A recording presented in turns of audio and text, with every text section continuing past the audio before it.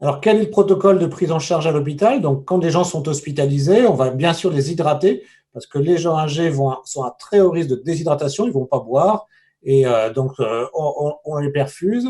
On leur donne de l'oxygène et rapidement, on a appris qu'il ne fallait pas mettre des trop fortes doses d'oxygène, en tout cas pas d'aérosol, sinon il y a un risque de nébulisation du virus dans la pièce. Et donc, pour les soignants, potentiellement un risque, surtout si les soignants n'ont pas les masques FFP2.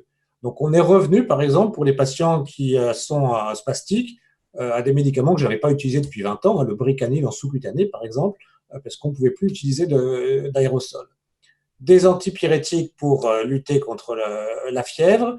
Et vous voyez, alors que je vous ai dit, il ne faut pas arrêter les antihypertenseurs, il ne faut pas arrêter les bloqueurs du système rénine-angiotensine, sauf en cas de déshydratation, en cas d'hypotension, ce qui est une condition, quelle que soit la pathologie. En cas de situation aiguë, on va arrêter les bloqueurs du système rénine-angiotensine ou les diurétiques de façon transitoire afin de passer cette phase de déshydratation. Pas d'antibiotiques systématiques, mais de temps en temps, il peut y avoir une surinfection. C'est pour ça qu'on ausculte les patients.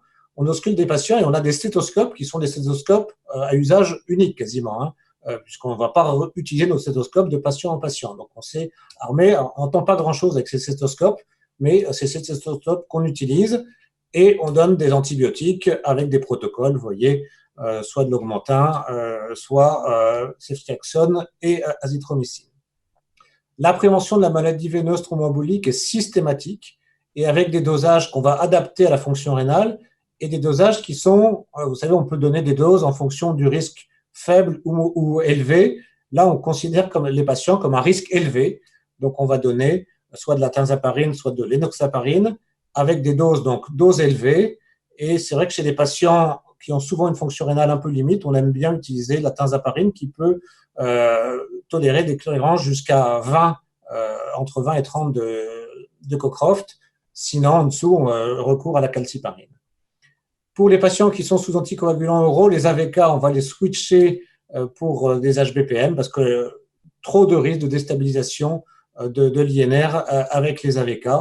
Les AOD peuvent être gardés, sauf si la fonction rénale est limite, où là aussi, on va préférer passer aux HBPM. Les patients âgés, il faut les renutrir, donc ne pas oublier les compléments nutritionnels oraux.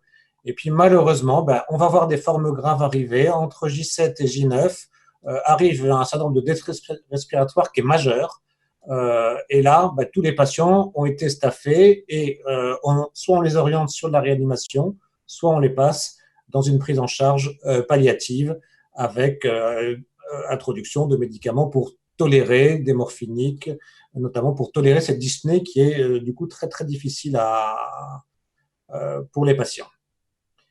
Le pronostic de ce syndrome de détresse respiratoire est très sévère à ce moment-là. Quand il arrive, heureusement, c'est que dans 15 à 20% des cas, mais quand il arrive, le pronostic est très sévère. Mais même si les patients vont en réanimation, le pronostic est très sévère parce que c'est une réanimation longue, difficile. Et quand on met quelqu'un de plus de 80 ans dans ce type de réanimation, même s'il se sort du Covid, il risque de ne pas se sortir de la réanimation. Enfin, nos patients ont accès au protocole thérapeutique et notamment le protocole Discovery qui évalue soit des antiviraux, soit de l'interféron, soit l'hydroxychloroquine. Un dernier point